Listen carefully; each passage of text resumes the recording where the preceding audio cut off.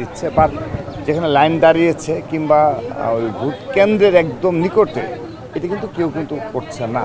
বিশেষ করে ছাত্র দলের যারা রয়েছে একদম কেন্দ্রের নিকটে ভুলক্রমে করে থাকলেও সেটি কিন্তু এই করে নেওয়া হয়েছে। বাট স্বতন্ত্র সহ আরও বেশ কিছু রয়েছে হয়তো তারা করছে।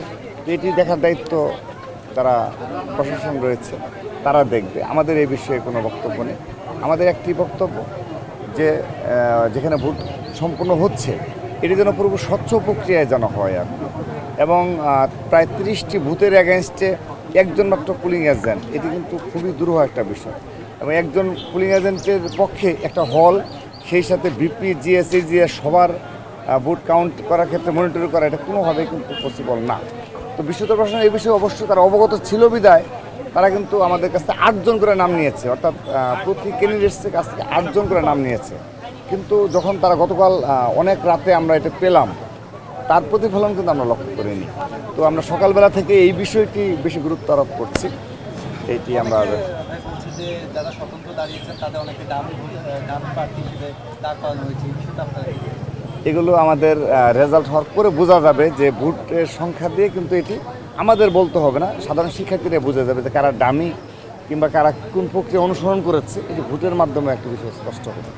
রাকিব ভাই, আপনি কিছুক্ষণ আগে বলেছেন যে আবিদুল মিডিয়া ট্রায়ালের শিকার হচ্ছে। হ্যাঁ, অবশ্যই আমরা গতকাল সব নিয়ম কানুন মেনে ছাত্রদল শতভাগ নিয়ম কানুন মেনে ডাকসুতে প্রচারণা চালিয়েছে। আমাদের বিরুদ্ধে কোনো অভিযোগ নেই, বরঞ্চ আমাদের এগেনস্টে বারবার সবগুলো হলে গিয়ে প্রচার করা হয়েছে যে ছাত্রদল গেস্ট রুম গণরুম কালচার চালু করবে। মিথ্যা, মানে আমরা বারবার প্রতিশ্রুতি দিয়েছি। শুধু তাই নয়, আমরা ঢাকা বিশ্ববিদ্যালয় বিসি স্যার সম্মুখে বারবার তারা আমাদের ডেকেছে। এই বিষয়ে রূপরেখা প্রণয়ন কমিটি প্রকাশ করার কথা ছিল, সেটি তারা প্রকাশ করে নাই। এটি একটা অস্ত্র হিসেবে তুলে দেওয়া হয়েছে অপরাপর যারা প্রার্থী রয়েছে তাদের কাছে। তাদের বারবার একটি বিষয় বোঝানো হয়েছে যে ছাত্রদল গেস্ট রুম গণরুম কালচার চালু করবে।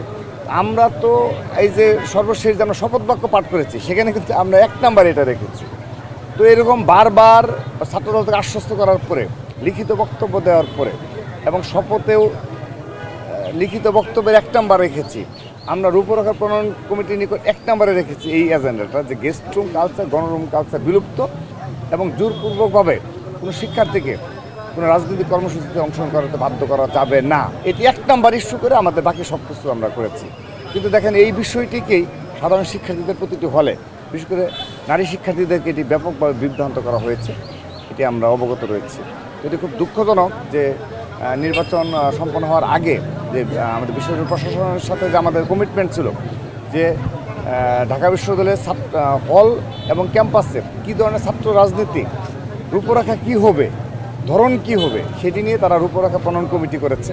এবং সেই কমিটি কিন্তু আমাদের সকল ছাত্র সংগঠনকে নিয়ে প্রায় 3 টাইমস তারা বসেছে এবং আমরা জেনেছি তারা একটা খসড়া করেছে। কিন্তু এটি কিন্তু আপনার নির্বাচন আগে কিন্তু এটি পাবলিশ করলো না। এতে তারা আমরা ক্ষতিগ্রস্ত হয়েছি এইভাবে যে আমাদের বিরুদ্ধে অপর যারা রয়েছে তারা অপপ্রচার চালানোর সুযোগ পেয়েছে। কিন্তু আমরা কিন্তু ছাত্রদলের পক্ষ থেকে আনুষ্ঠানিকভাবে সেখানে এই আবারও বলছি এই গেস্ট রুম কালচার গণরুম কালচার, তারপর জোরপূর্বকভাবে শিক্ষার্থীদেরকে রাজনৈতিক কর্মসূচিতে যা বাধ্য করা, অর্থাৎ পলিটিক্স করানোর জন্য জোরপূর্বকভাবে কোনো জোর জবরদস্তি করা যাবে না। এটি আমরা 1 নাম্বার এজেন্ডা রেখে আমরা বিশ্ব প্রশাসনিক বারবার সাবমিট করেছি লিখিতভাবে আমরা যেন হয়। তো যা হোক, এটি কেন তারা করেছে, অপর যারা প্রার্থী তাদেরকে সুবিধা দেওয়ার জন্যেই আলটিমেটলি তারা রূপরেখা প্রণয়ন কমিটি এই রূপরেখা পাবলিশ করে নেয়।